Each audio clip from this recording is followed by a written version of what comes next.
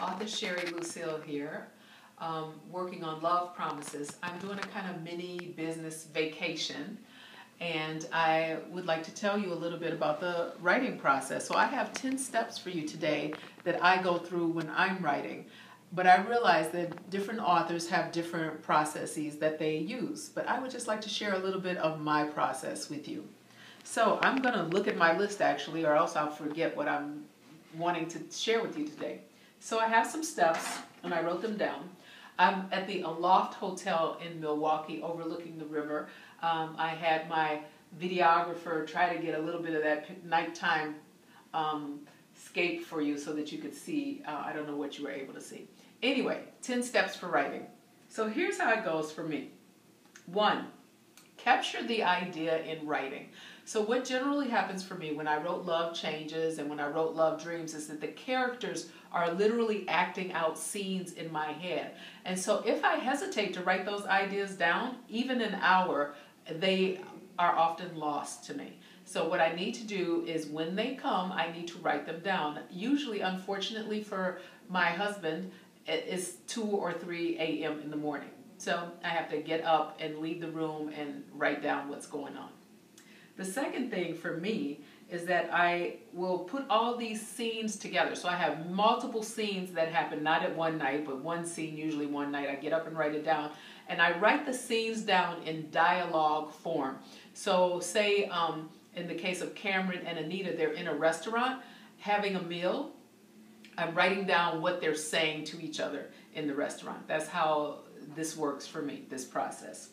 The third thing that happens is then I have a bunch of scenes or pieces and I kind of fit them together like a puzzle to make them make sense. And then fourth, I read it through from beginning to end, whatever I have, to make sure that it has a flow to it, that it makes sense.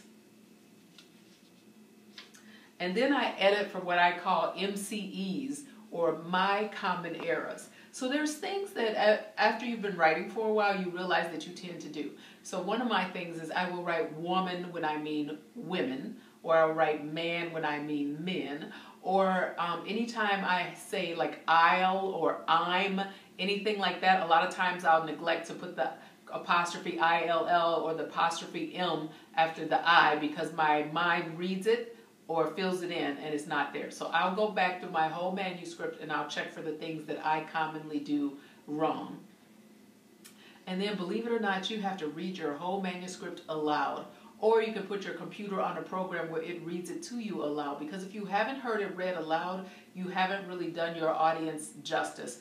Because some things that are so poetic when you're writing them sound very clunky when you're reading them. And so some people actually like to read aloud, or when you're doing a reading, you'll read it aloud. So you want to make sure that it is sounds nice to the ear.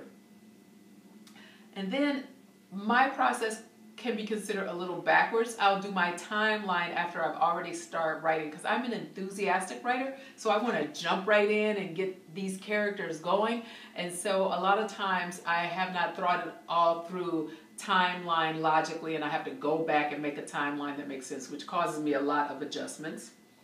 And then I will create character sketches because my characters are so alive to me in my head that I know them, but I need to create a little sketch so that I can make sure that other people get to know them, that they are consistent throughout, that, Cameron would actually say something. Like in Cameron's case, he's a very eloquent man, has a very high vocabulary, so I have to make sure that he sounds like that all the way through the manuscript.